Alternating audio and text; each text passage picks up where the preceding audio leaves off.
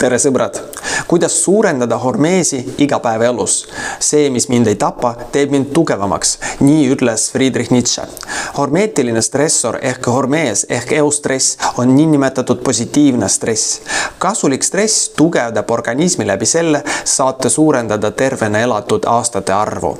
Hormeesi alla kuuluvad bioloogilised või psühholoogilised tegurid, mille mõju väikses doosis on kasulik ja tugevdab organismi ning suures koguses on selle mõju ohtlik.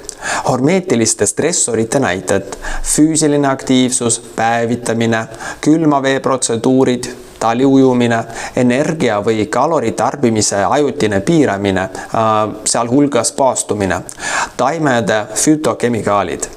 Paljude jaoks võib kasulikuks eustressiks olla eriti inspireeriv või motiveeriv tegevus või olukord. Selle näiteks on huvitav hobi või